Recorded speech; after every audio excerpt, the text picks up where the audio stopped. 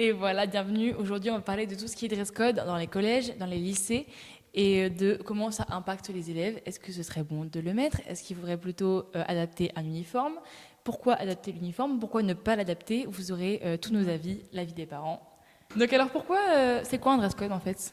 Ah bah alors, le dress code, comme on dit en français, oula, je viens de toucher le micro, je sais pas si ça fait du bruit. Le code vestimentaire, c'est l'ensemble des règles concernant les tenues, vêtements, qu'on a le droit de porter ou non dans les établissements. Voilà, donc ça peut s'appliquer à un événement, à un endroit et à un groupe de personnes. Ouais. Et ça peut s'étendre aussi à la coiffure et au maquillage. Mais là, on va se concentrer juste sur le collège-lycée, pas le monde professionnel, pas les écoles primaires, juste Ouais, c'est ça. collège-lycée. On va parler de tout ce qui concerne Voilà. beaucoup les ados de notre Ouais. génération, en fait. Parce que c'est un peu le but de ce podcast aussi. Exactement. Alors, quelles sont les raisons qui sont mises en avant par ce dress code? Alors, habits appropriés ou non, donc pour le milieu, c'est souvent mis en avant du coup par le code de l'école. C'est l'école, l'établissement qui décide quelles sont les tenues que tu as le droit de porter, les tenues que tu n'as pas le droit de porter. C'est aussi une question de bien-être ou de discrimination. Oui, c'est ça. Ils veulent éviter le harcèlement et prévenir les pressions sociales. Par exemple, le sentiment d'appartenance, c'est quelque chose qui n'est pas assez mis en avant, mais je pense qu'il est vraiment central dans ce thème. Ouais. Totalement. Sentir appartenir à son établissement. Ouais. Je pense que par exemple, si tu es quelqu'un qui ne s'habille pas du tout comme les autres, tu peux te sentir totalement exclu. Ouais, alors ça, c'est autres. encore autre chose que le dress code. Oui, c'est encore autre chose, mais je pense que je pense que si on revient sur les pressions sociales, une personne qui s'habille avec des vêtements qu'elle a achetés chez Emmaüs et une autre personne qui s'habille avec que de la marque, ça peut aussi créer... Ça crée des différences et des groupes, bien sûr. En fonction de comment tu l'habilles. Ouais, bien sûr. Bien sûr. Mais c'est aussi ça qui met en avant... bon, ça, on en parle après, dans notre avis. Là, on va se répondre sur les raisons, on voilà. s'éloigne déjà. Et puis aussi pour encadrer la liberté d'expression. Donc il faut rester dans la politesse, dans la courtoisie et dans le respect de l'autre. De toute façon, il y a une citation qui est très, très juste, je trouve, qui dit que ta liberté s'arrête là où celle des autres commence. Quelque chose comme ça. Alors là, je vais pas t'aider avec ça. Voilà, c'est ça. Donc, qui dit très justement que nos libertés s'arrêtent au moment où elles heurtent celles des autres. Ouais. Et donc, c'est hyper important de les respecter. Alors, on a interviewé nos chères mamans pour savoir ce qu'elles en pensaient. On va les mettre juste après, mais d'abord, on va parler des règles dans nos établissements. Et oui, effectivement. On va pas oublier ça. Bah oui. Alors, toi, c'est quoi les règles de ton lycée? Parce qu'il me semble que tu es dans un lycée quand même assez strict. Oui. En fait, avant, on n'avait pas de règles. Ah ouais? Génial. Avant, c'était nous qui choisissions comment on s'habillait, c'était notre responsabilité, donc on avait beaucoup plus de liberté. Mais là, du coup, il y a eu du changement, un nouveau directeur, et donc un nouveau code vestimentaire.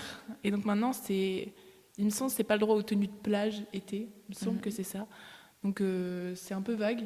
On peut pas vraiment savoir ce que c'est les tenues de plage été, mais en gros, c'est short ou jupe court, crop top, décolleté, jogging ou legging.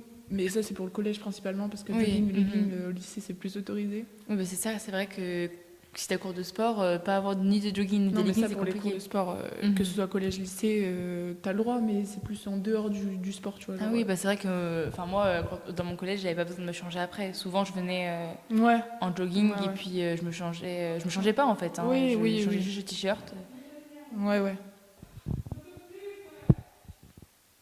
Déjà, on a ma fille, c'est en fond, c'est génial. Pourquoi ça marche? Si, c'est lancé là.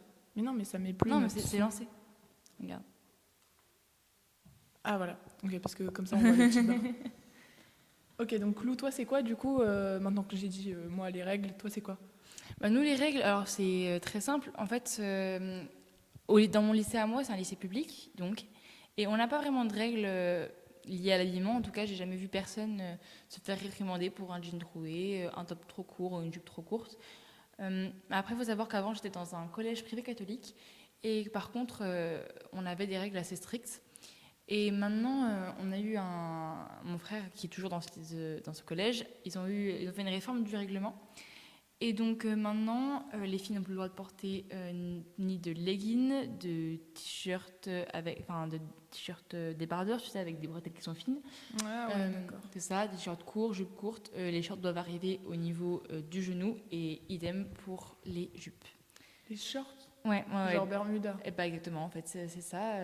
Je trouve ça un peu ridicule aussi, mais Pour lycée aussi? dans le lycée, il me semble qu'ils ont un code vestimentaire un peu plus Ok, laxiste. ouais. Heureusement d'ailleurs, mais Bah ouais, parce que lycée, on est plus grand quand c'est même. ça. Donc, Mais donc effectivement, au collège, les shorts et les jupes doivent arriver aux genoux Ok. pour tout le monde. Voilà. Et puis Petite ensuite, interview. et Désolée voilà. si c'est un peu de mauvaise qualité, hein, parce que c'était dehors. C'est ça, c'était dehors. D'accord. Alors, Sophie, qu'est-ce que tu penses du dress code dans les collèges et lycées? Alors moi, j'ai pas d'avis très arrêté, mais je suis plutôt contre. Moi, je trouve que c'est une question intéressante si elle vient pas limiter les libertés d'expression de chacun. Donc ça pourrait être, si c'est un outil pour que les jeunes aient un sentiment d'appartenance, d'équipe par exemple, qui se sentent appartenir à un projet commun, pourquoi pas, mais genre ça peut être un sweat ou un badge ou quelque chose qui les rassemble, qui les unit, mais pas qui coupe la diversité. D'accord, ok. Super, Marie. Donc là, on est avec Mathis, mon petit frère, et Lison, la petite sœur de Manon. Et donc, on va aussi leur demander leur avis sur le dress code. Enfin bon, il parle quoi. Alors, moi, tout d'abord, le dress code, il y a certaines restrictions qu'il faut respecter. Dans un cadre scolaire, je pense pas que ça doit avoir lieu. Mais par exemple, dans mon collège, moi, on peut pas entrer avec un short tant qu'il est au-dessus du genou. Enfin, quand c'est au-dessus du genou, tu peux pas rentrer. Et je pense que même nous, en tant que garçons, on a des shorts un peu au-dessus du genou et que ça doit pas avoir lieu. Par exemple, les débardeurs que Lou elle porte, on voit juste les épaules. Mais ça, avec ça, on peut pas rentrer, par exemple. Et je pense qu'il y a des restrictions et que les règles doivent quand même être mises en place. Et est-ce que tu trouves que dans ton collège, les règles sont trop strictes? Je trouve qu'elle devrait être un peu réduite. Justement, parce que j'ai dit le short, etc. T'arrives en débardeur, même en tant que garçon, tu peux pas rentrer. Donc je trouve que c'est quand même quelque chose et que il faut laisser la liberté de s'habiller à tout le monde. Alors moi je suis d'accord avec toi Mathis, mais quand même, Non, j'ai pas dit ça, ne dites pas des dingueries comme ça, ma fille. pour cacher... Je sais même plus ce que j'ai dit. Je sais plus ce que je J'ai dis. grillé le micro.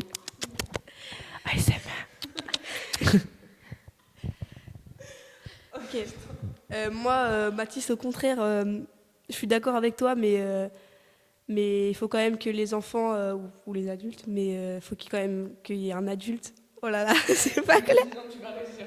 Pas mal. Ou quand même qu'il y ait quelqu'un pour les guider dans leur choix, parce que souvent, on ne sait pas trop comment s'habiller.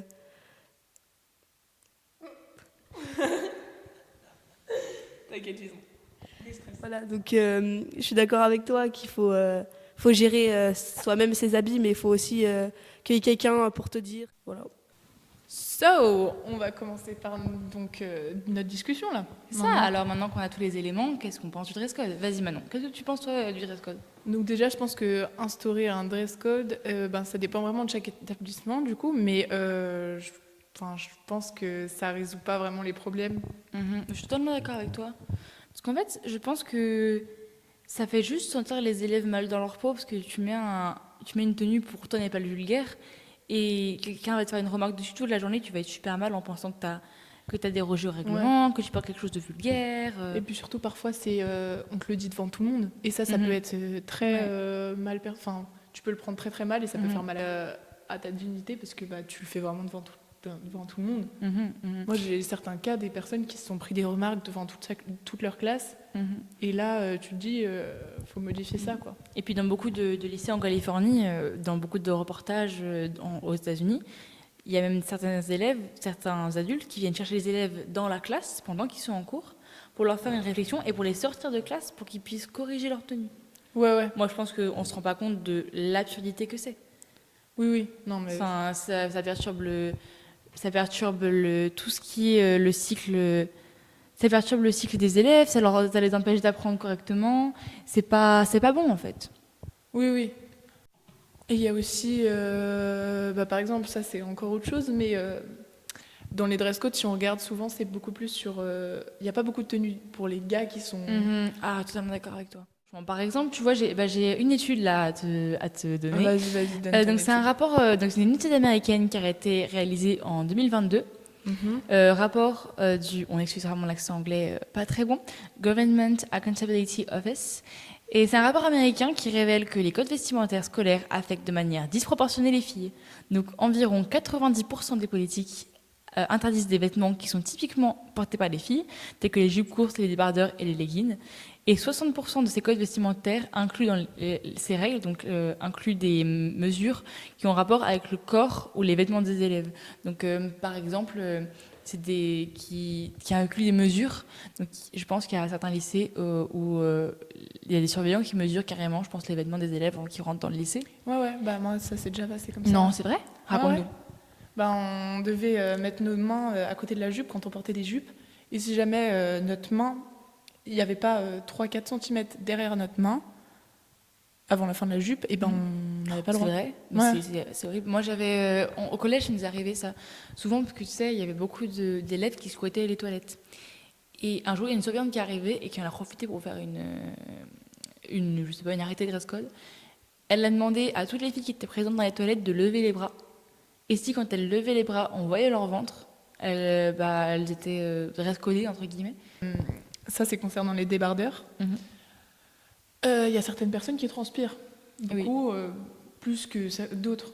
Oui, Que ce oui, soit totalement. fille, que ce soit gars. Enfin, du coup, la plus fille, en l'occurrence.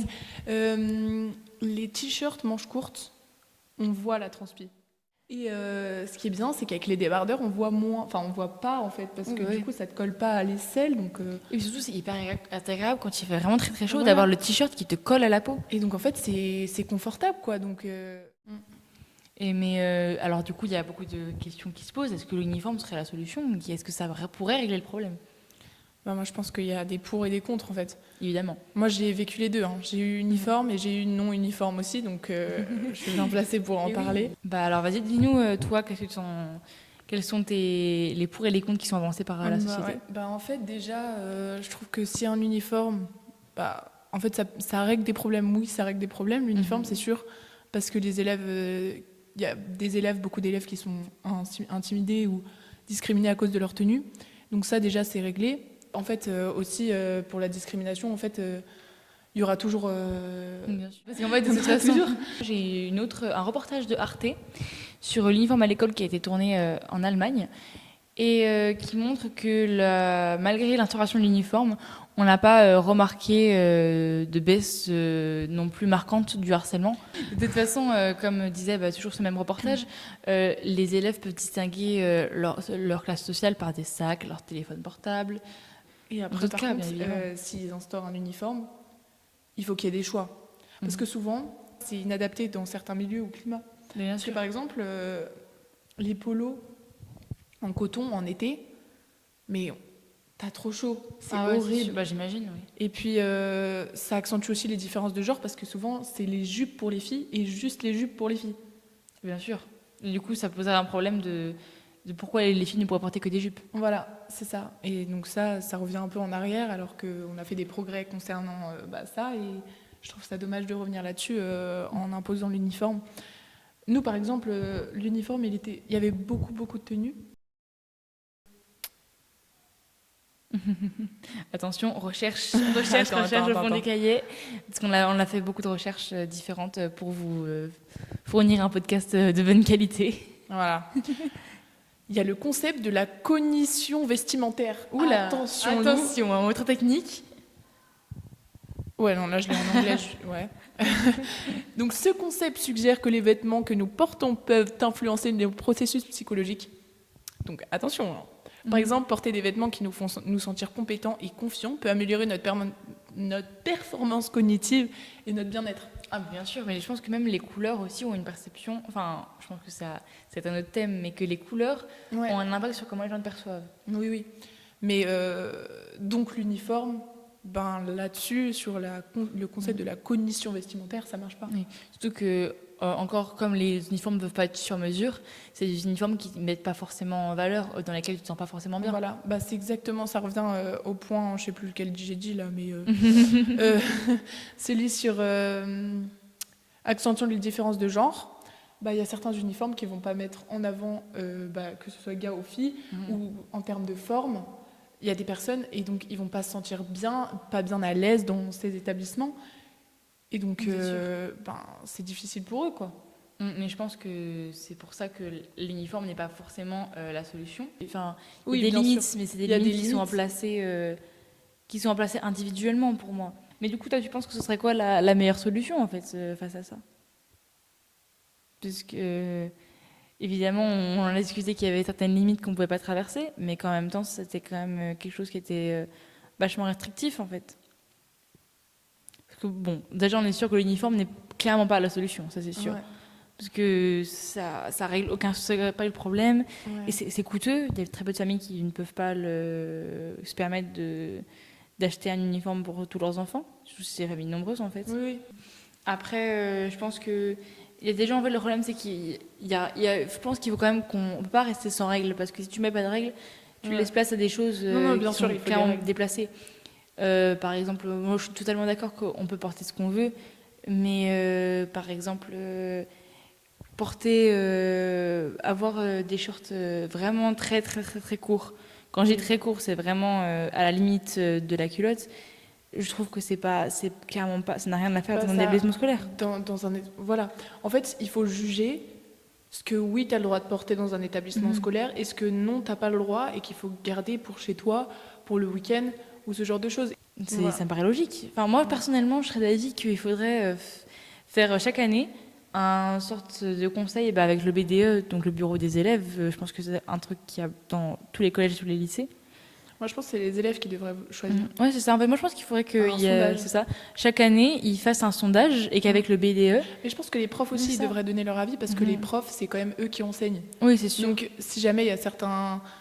faut quand même qu'ils donnent leur avis, bien sûr. Moi, je pense qu'ils devraient faire un gros sondage élèves et profs sur est-ce que vous avez trouvé que le code vestimentaire cette année était bien?